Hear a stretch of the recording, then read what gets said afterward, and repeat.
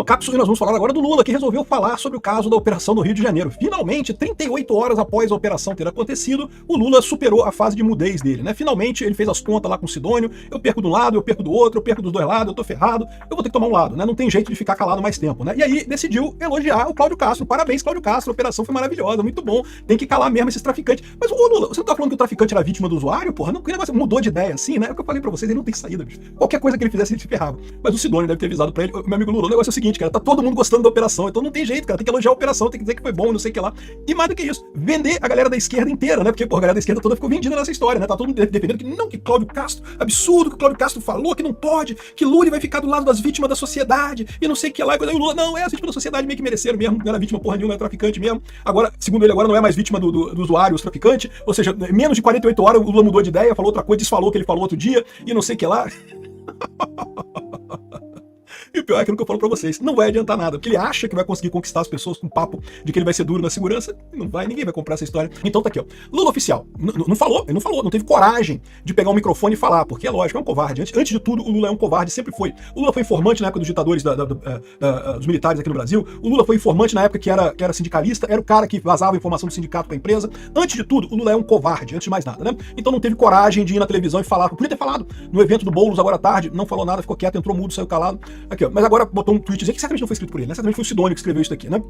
Então aqui, ó, me reuni hoje pela manhã com ministros do meu governo e determinei ao ministro da Justiça e ao diretor da Polícia Federal que fossem ao Rio para encontro com o governador. Mentira, porque hoje, na parte da manhã, estava o ministro, o Lewandowski e o Andrei Rodrigues dando entrevista e não falaram nada disso. Só depois que ele tomou essa decisão. Tomou essa decisão porque o Sidônio virou para ele e falou, ô Lula, se você não ajudar essa coisa, se você ficar nessa porcaria de, ai, tadinho do traficante, você se queima nessa parada. Então não teve jeito, né? Foi depois que ele tomou essa decisão, né? Não podemos aceitar que o crime organizado continue destruindo famílias, oprimindo moradores, espalhando drogas e violência pela cidade. Porra, não era, os caras não eram vítimas do usuário, o cara não era usuário, que era um mauzão que causava problema. Quando é pra criticar o Trump, a vítima é o usuário, não que o usuário que é errado, não sei o que lá. O traficante é uma vítima. Tadinho do traficante. Ele tá só dirigindo o barquinho dele lá. Agora quando é no quintal dele aqui no Brasil, ele sabe que vai perder votos. Ah, não, porque não pode, não podemos deixar o crime organizado, né? Continue destruindo famílias e não sei o que lá e coisa e tal. Ou seja, o cara deu uma meia volta. Eu espero que ele tenha lembrado de dar ô Lula, pega esse seu tweet aqui, ó, dá um reply lá pro Maduro, dá um reply pro Gustavo Petro, pra eles saberem exatamente o que você tá falando disso daí, né? Porque, porra, eles vão ter que fazer isso aqui. Eu vou dar uma coisa aqui pro Maduro aqui, ó. Gustavo, acho que é Petro Gustavo, Maduro, Nicolás Maduro. Só pra avisar aqui os amiguinhos do Lula, o que o Lula pensa desse negócio, porque, né, o Lula tá enganando eles, né? O Lula tá dizendo, não, eu tô do lado de vocês, meus amigos, tadinho dos traficantes, né, que só fica, são vítimas do usuário, mas agora que não, agora o Lula tá falando que não tem esse lado de vítima do usuário não, que é tudo isso aí mesmo, né? Enfim, aqui ó, precisamos de um trabalho coordenado que atinja a espinha dorsal do tráfico sem colocar policiais, crianças e famílias inocentes em risco. Exatamente como o Cláudio Castro fez aqui no Rio de Janeiro, né? Trouxe o pessoal todo pra mata pra ter o confronto na mata e não atacar os inocentes lá na favela, né? Aqui ó, foi exatamente o que fizemos em agosto. Ele tá lembrando da Operação Carbono Oculto, que lembra, era uma operação do estado de São Paulo, que a Polícia Federal entrou de carona e aí inventou esse troço que não, porque pegamos um monte de gente na Faria Lima e coisa e tal. Cadê as pessoas da Faria Lima que estão presas? Não tem ninguém, tá? Eles não pegaram ninguém, na verdade, né? Eles arrumaram um monte de confusão, disseram que pegaram fundos e não sei o que lá, e na verdade nada no final da coisa. Prender mesmo, não prenderam ninguém. Matar mesmo, não mataram ninguém.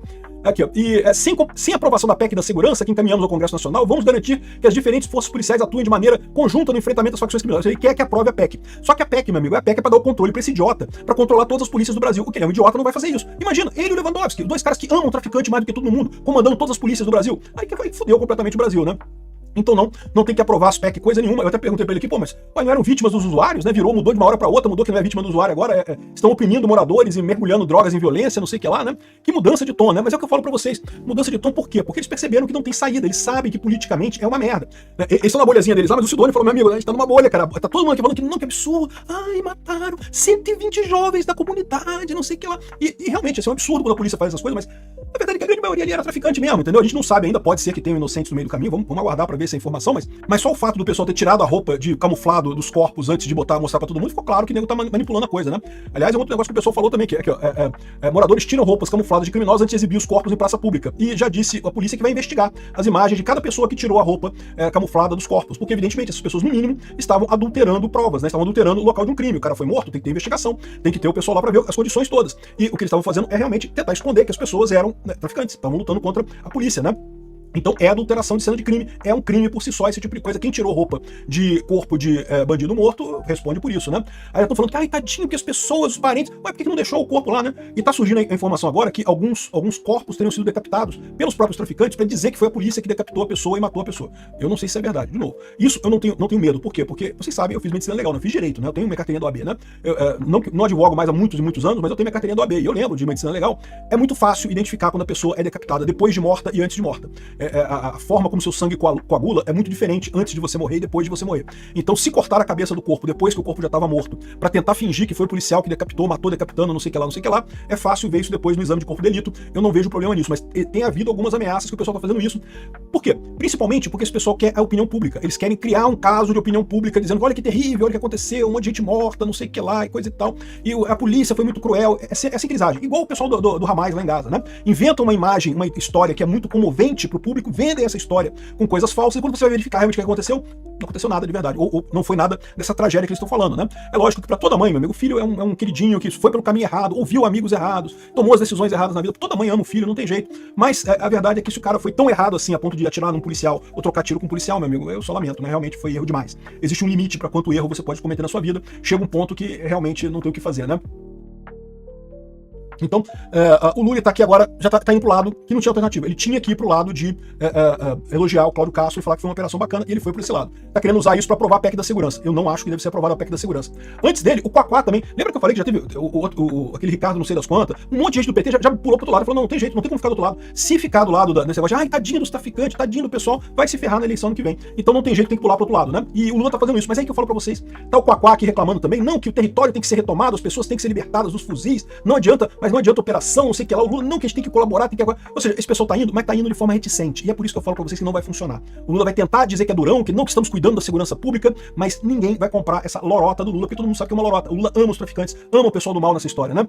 Outra coisa muito mais preocupante é a posição do Alexandre de Moraes. Aqui, olha só isso aqui. Alexandre de Moraes exige explicações de Cláudio Castro sobre a mega operação no Rio de Janeiro. Pediu um monte de explicação. Não, porque quer saber isso, quer saber aquilo. Relatório completo circunstanciado sobre a operação, prévia definição do grau de força empregado, pipipi, popopó, número de agentes envolvidos, não sei o que lá, número de oficiais mortos e coisa e tal, e coisa e tal. Um monte de coisa que o Xandão quer saber. Beleza. Isso aqui é chato? É chato, mas é só chato mesmo, isso é normal. Burocracia, esse pessoal adora burocracia. Vão arrumar esse tipo de coisa aqui, né? Agora, o que mais me preocupa é isso daqui, olha só.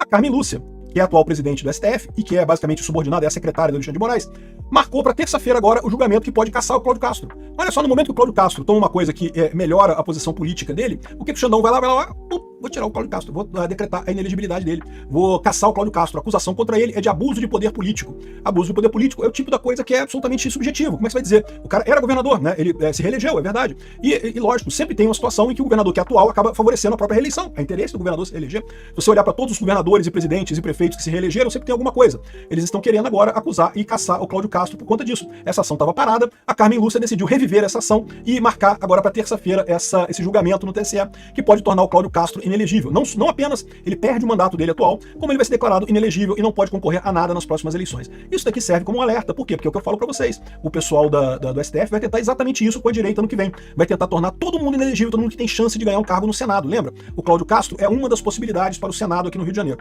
O Flávio Bolsonaro deve se reeleger aqui pelo Senado no Rio. O Flávio Bolsonaro ganha com muita facilidade aqui no Rio. A outra vaga do Rio de Janeiro não se sabe para quem que irá. Uma das possibilidades seria justamente para o Cláudio Castro, né?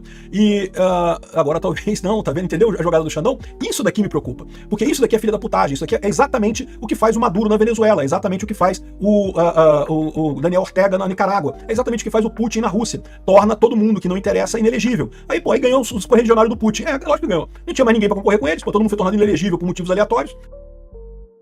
Aqui, ó. O Tribunal Superior Eleitoral marcou para a próxima terça-feira, dia 4, o julgamento de uma ação que pode resultar na cassação do governo do Rio de Janeiro, o Cláudio Castro, e na inelegibilidade dele. Isso é uma coisa ligada à outra imediatamente, né? A presidente da Corte, a ministra Carmen Lúcia, definiu a data após a relatora do processo, ministra Isabel Galotti, liberar o caso para julgamento. No dia seguinte, a intervenção lá no Rio de Janeiro. Ou seja, é isso daí. É assim que funcionam as coisas aqui no Brasil. Viramos a Venezuela já. Isso aqui é Venezuela, 100%. O pessoal tá puto com o Cláudio Castro. Por quê? Porque queimou o Lula completamente. Queimou o Lula. Ele queimou o Lula completamente. E agora, e ele aumentou o cacife dele eleitoral. Eu não sei para que ele vai se concorrer. Alguns estão dizendo que ele vai concorrer para o Senado, outros vai concorrer para deputado federal. Ele tem uma chance muito grande de ser eleito, né? Então, essa é a situação, né?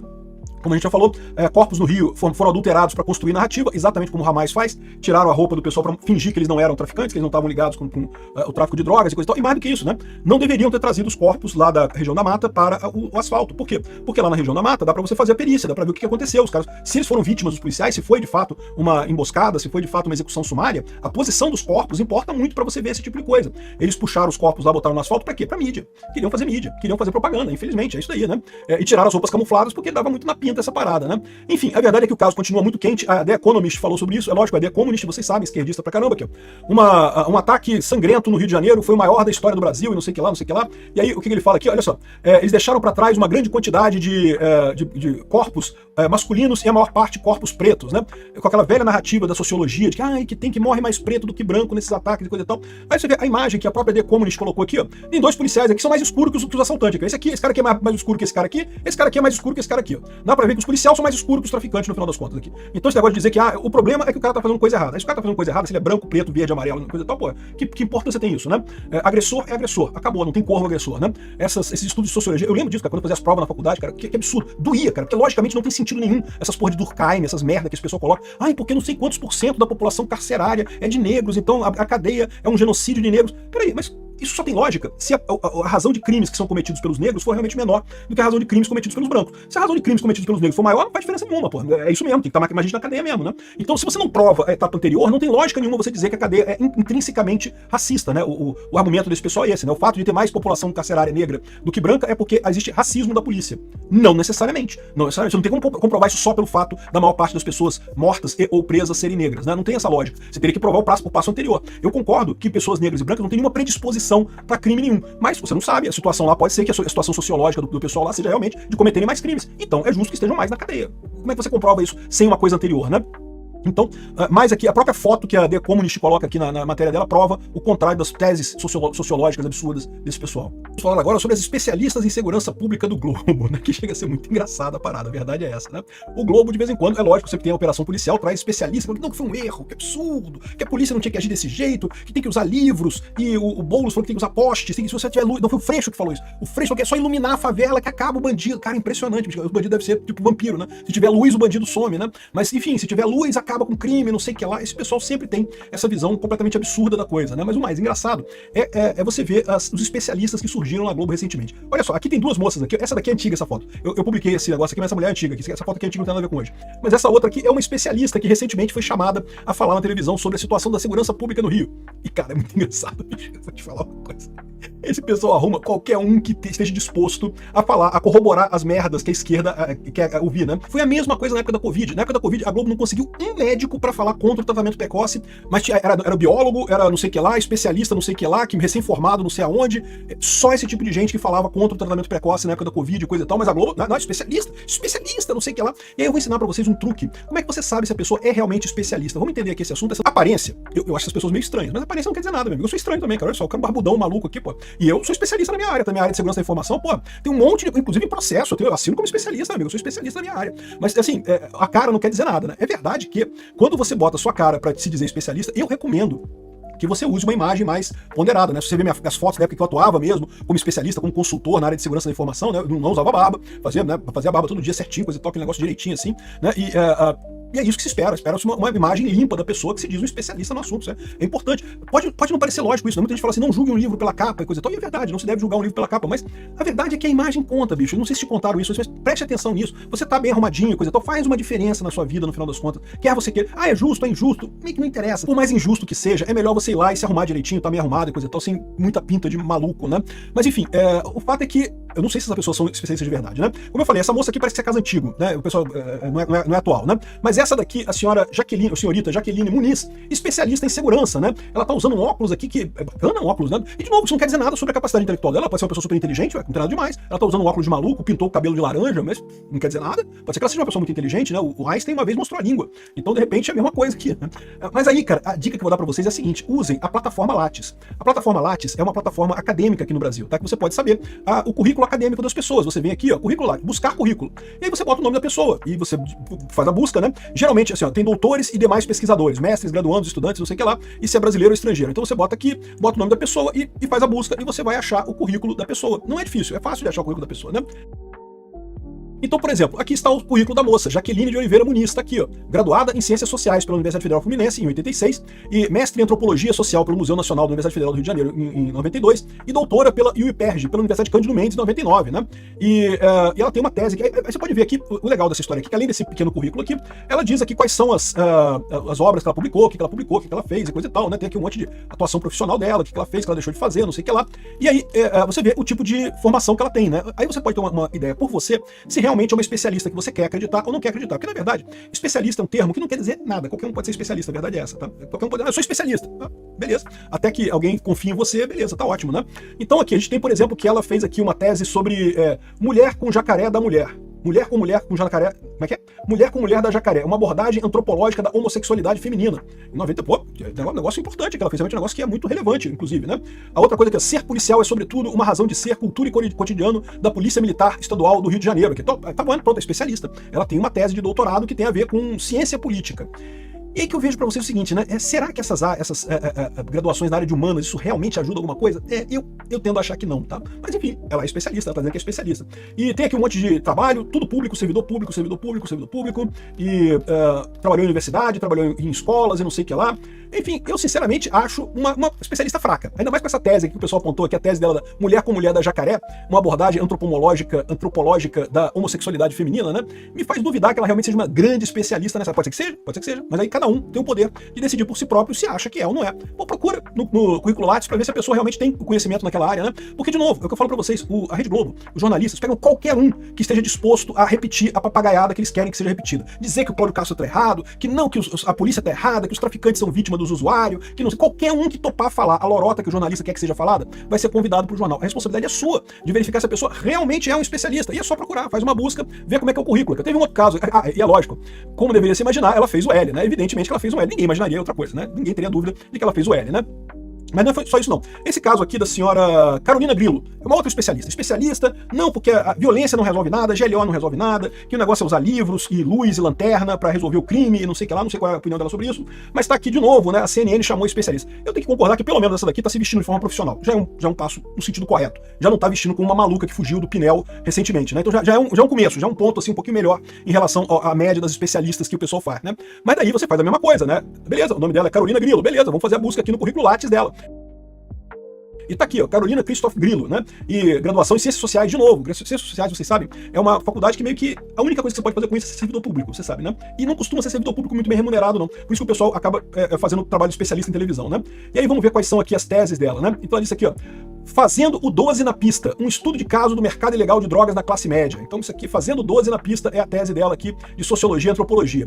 Coisas da vida no crime, tráfico e roubo em favelas cariocas. Então assim, de novo, especialista no sentido que ela estuda muito o assunto, tá? Ela fez isso daqui num doutorado sanduíche lá na França, embora o pessoal ache que doutorado sanduíche é um termo meio depreciativo, na verdade isso é muito comum, tá? Doutorado sanduíche quer dizer que você vai no início para estabelecer os padrões lá, depois faz o estudo, depois faz sua tese no país de origem, depois volta para defender a tese lá, né? Então não tem nada de errado, é um bom título. Parece que assim, Coisas da vida do crime, né? Eu sinceramente, eu tenho muito preconceito com questão de humanas, cara. Humanas não serve pra nada, bicho, a verdade é essa, bicho. E aqui não tem muita coisa publicada, não. A moça realmente, ok, você pode concordar que ela é uma especialista, beleza, é seu direito. Mas isso que eu falo pra vocês, a dica é essa, dá uma olhada, porque esses especialistas do Globo, especialistas que o jornal traz, costuma ser só quem tá topando fazer isso. Na época da Covid era impressionante, cara. Os médicos tudo, dizendo que esse tratamento precoce, olha só, pode não melhorar, não pode não curar, mas melhora, tem uma chance maior de melhora, né? E pode realmente acabar salvando algumas pessoas, né? Ah, mas não era o discurso da Rede Globo. A Rede Globo chamava biólogo, chamava médico recém-formado, chamava um monte de gente que não tinha nenhum conhecimento de fato de atuação na área, e aí assim você pode ficar sabendo se a pessoa realmente tem alguma coisa ou não, né?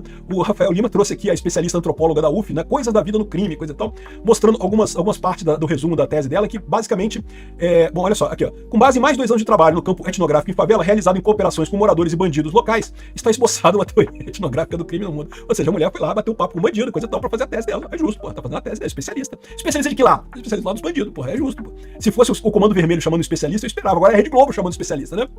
Aqui, outras partes da tese dela parecem ter sido geradas no gerador de baboseira aleatória, né? Você sabe que gerador de baboseira é muito comum, né? Você pode usar qualquer coisa para criar uma frase bacana. Olha só essa frase aqui. Talvez a conclusão mais geral que eu poderia extrair da maneira como procurei conectar os múltiplos e inesgotáveis temas que abordei seja a de que a etnografia proporciona o acesso ao material empírico amplo demais para ser analisado em uma única linha ou disposto dentro de um único círculo. o que isso quer dizer? Bolota não quer dizer nada. É um monte de palavra que não quer dizer absolutamente nada, tá? Eu só não critico muito ela, porque quando eu for falando as coisas aqui, como eu tô gravando ao vivo aqui, eu não quero cortar muita coisa. Às vezes eu falo uma besteira dessa também. Não, porque então, a situação é, inclusive, porque, de outra forma, como eu já falei pra vocês, inclusive, pois bem, não é dessa forma assim. Ela falou basicamente isso aqui, né? Um monte de palavra que forma uma frase na língua portuguesa, de fato, e se você passar o corretor ortográfico, entende como estando ok, mas que não quer dizer bolota, no final das contas, né? E não é a única, não tem outras aqui. A minha incapacidade, ou virtude, não sei, em construir uma apresentação circular e totalizante da pesquisa de campo e das reflexões que dela emergiram-se, originou-se da fidelidade que me propus a manter em relação à etnografia. Por mais que eu buscasse amarrar as pontas das minhas análises de maneira a produzir argumentos coesos e consistentes entre si, a todo instante eu perdi o rastro das linhas que explodiam e fugiam sem parar, afastando-se do meu fio condutor retórico. Eu acho que ela quis dizer aqui, ó, eu não consegui achar nada, cara, na boa, eu tentei pesquisar umas coisas aqui, mas me confundi, me perdi no meio do caminho, não cheguei a lugar nenhum. Talvez tenha sido isso que ela falou. Parabéns pela honestidade, doutora. Doutora Grilo, como é que é o nome dela? Carolina Grilo. Parabéns pela honestidade, doutora Carolina Grilo. Não chegou a lugar nenhum, não soube fazer nada. Talvez salte aos olhos a ausência de um capítulo sobre as relações com a polícia, as UPPs, a prisão, a justiça e demais questões frequentes ao controle social institucionalizado que se exerce sobre as práticas criminais. É meio que, né? Eu diria que falar sobre crime sem falar sobre a polícia, né? Meio que... Enfim... É muito engraçado. A dica importante é essa. Quando você vê um especialista na Rede Globo falando sobre qualquer coisa, vem aqui, ó, é lattes com 2ts.cnpq.br. Eu vou deixar, os links ficam todos na referência aqui do meu vídeo, né? Então você pode saber onde é que tá isso aqui, você pode pesquisar para saber os especialistas que tem por aí, qual é realmente a carga que eles têm em termos de especialidade. E nós vamos falar agora sobre uma coluna aqui da Folha de São Paulo, curiosa, né? Porque relembra de uma briga, já tem algum tempo isso, né? Da acusação de que gamers são de direita e que os youtubers gamers estão inflando a pauta conservadora e coisa e tal. O que eu acho mais curioso nessa história, eles vão relembrar um monte de coisa, fala até pelo Gamergate. E aí eu vou aproveitar para falar nesse vídeo aqui sobre a Grokpedia, porque a Grokpedia agora tem uma alternativa para você saber das coisas do outro ponto de vista, né? Mas eles falam essas coisas aqui, né, sobre jogos serem machistas e coisa e tal, e aí fala todo aquele negócio do pessoal brigando com a Sweet Baby Inc., lembra dessa história? Que o pessoal brigou contra uma empresa cujo trabalho dela era dar consultoria para incluir diversidade em jogos e não sei o que lá. Enfim, gerou um problema grande com a base de jogadores aqui, né? O que esse pessoal esquece de se perguntar é o seguinte: por que um youtuber de direita acaba ganhando mais acesso? Eles falam aqui que os players, né, os jogadores, os gamers de direita acabam indo para a pauta de direita para ganhar mais acesso. Mas eles se perguntaram por que um youtuber player, ao ir para a direita, ganha mais acesso? Por que um youtuber ganha mais acesso quando vai para a direita? É porque o público é mais de direita, é porque a maior parte das pessoas é conservadora. É por isso, né? A esquerda se acostumou por tanto tempo a moldar o comportamento das pessoas, a usar a mídia para moldar o comportamento das pessoas, que aí de repente eles percebem que existe agora uma ferramenta para você ter informações sem moldar o comportamento das pessoas, e aí é lógico, as pessoas preferem ir para o lado que elas são naturalmente, que é mais conservador, né? Então tá aqui, ó.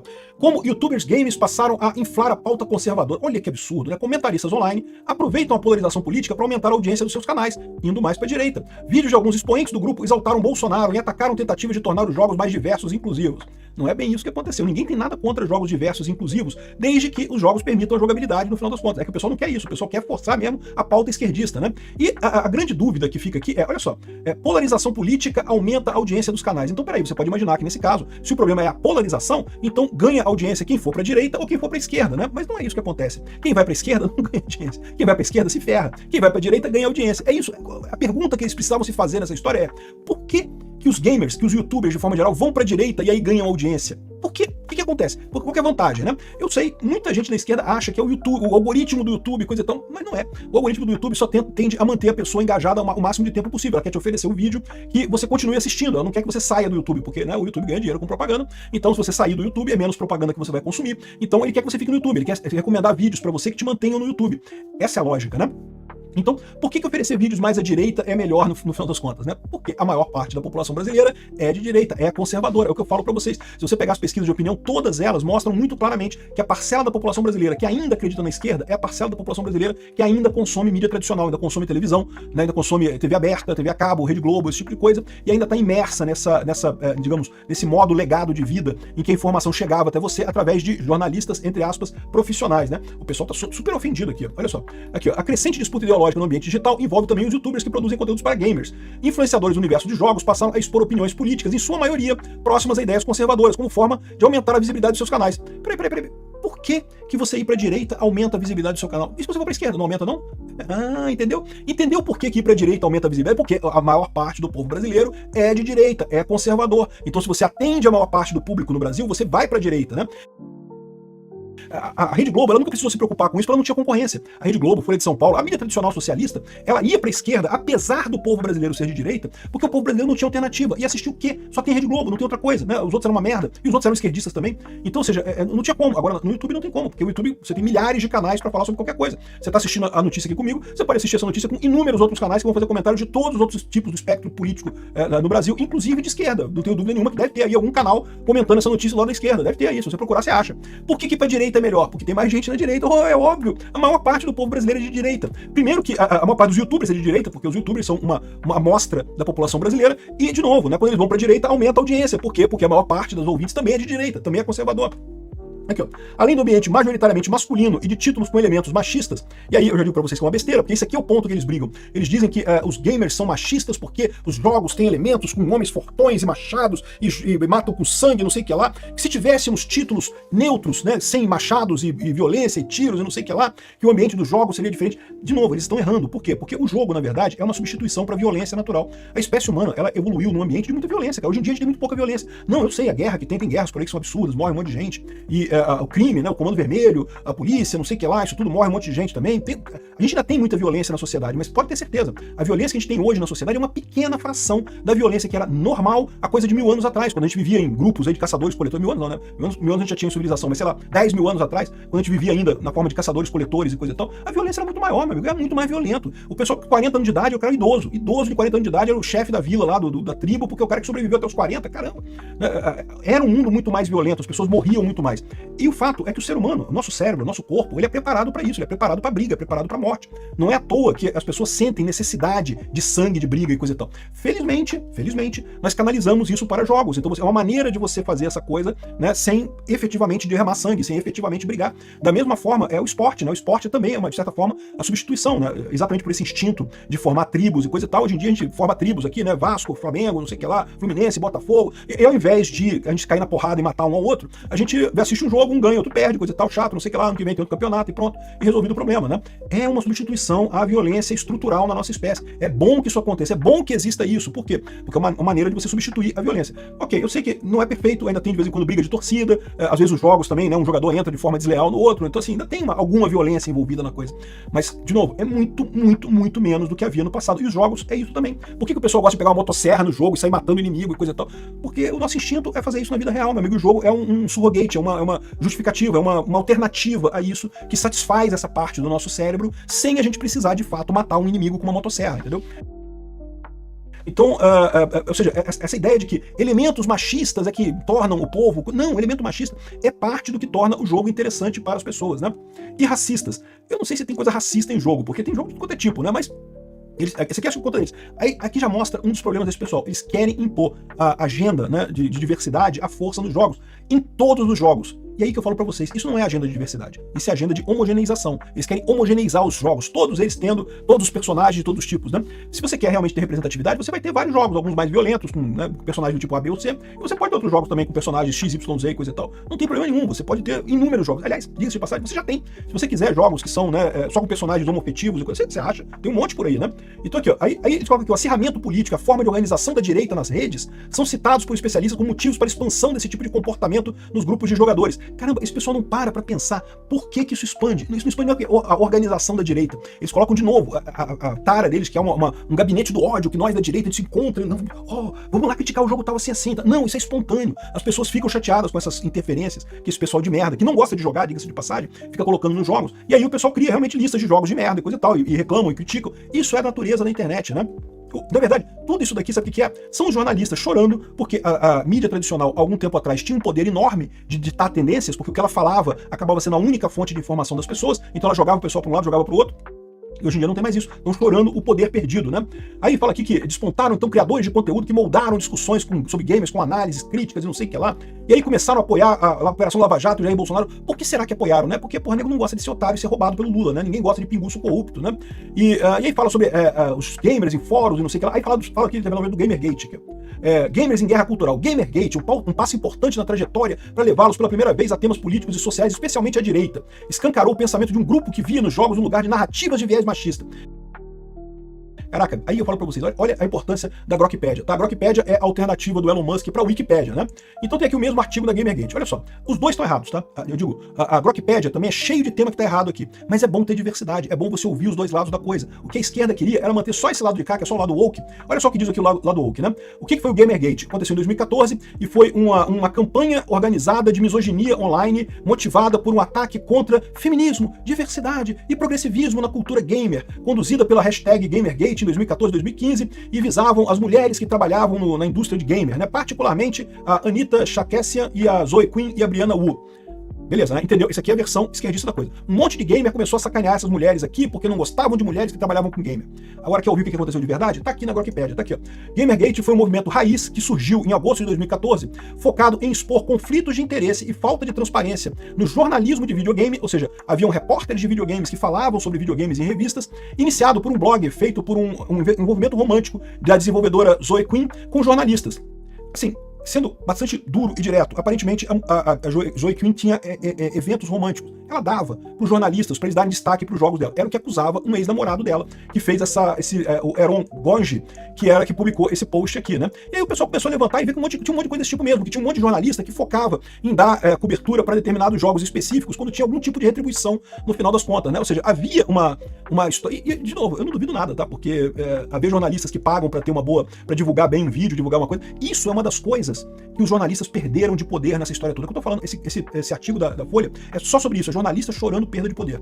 Jornalistas ganhavam dinheiro com isso, cara. Olha só, jornalista virava pra você, eu posso falar bem do seu jogo, eu posso falar mal do seu jogo, dá um dinheirinho aí, ou, né, dá a buceta aí, e eu falo bem do seu jogo, né? E isso, os jornalistas perderam isso, eles não têm essa capacidade agora. Por quê? Porque tem tantas fontes de informação que meio que jornal, a opinião do jornalista nem se importa. Por isso que morreu o Gamergate, inclusive, porque chegaram investigações aqui de que tinha gente pagando dinheiro pra divulgar, não sei o que lá, um monte de coisa, não tinha nada a ver com feminismo ou empoderamento, havia crítica a uma mulher, havia. Isso na cabeça do pessoal transformou a coisa toda em assédio sexual e assédio e coisa e tal. Não, a crítica era a interferência de jornalismo com gamers que estavam favorecendo alguns jogos em relação a outros. Hoje em dia nem se fala mais nisso, por quê? Porque a imprensa gamer, tá todo mundo cagando com a imprensa gamer, não existe, isso foi em 2014. Naquela época os jornais ainda tinham alguma importância, hoje em dia não tem mais. Então, ou seja, hoje em dia todo mundo vê as revisões de jogos, principalmente pelo YouTube. Vê alguém jogar, se gostar, gosta e coisa e tal, vai lá e joga.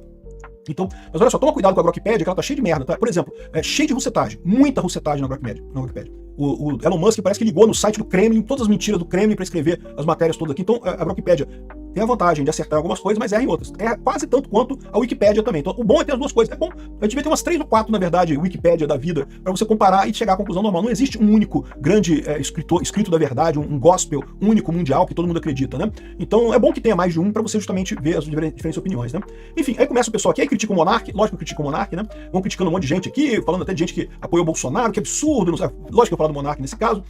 Mas aí que tá, esse pessoal critica, né? Dizendo que os gamers vão pra direita, não sei o que lá. Eles nunca param pra se perguntar por que os gamers vão pra direita. Eles vão pra direita porque o público é de direita. O brasileiro é de direita, o brasileiro é conservador. Vocês, esquerdistas, é que são a exceção. Vocês que forçavam a barra e conseguiam mover o comportamento brasileiro antes, né? Quando você tinha um canal único de informação, e não conseguem mais agora. Obrigado por assistir o vídeo até o final. Além de curtir, compartilhar e se inscrever no canal, considere se tornar patrocinador com valores a partir de R$ 1,99. Clique no botão Seja Membro abaixo para saber as condições e vantagens de patrocinar o canal. Mais informações sobre o nosso projeto, visite nossos sites indicados na tela.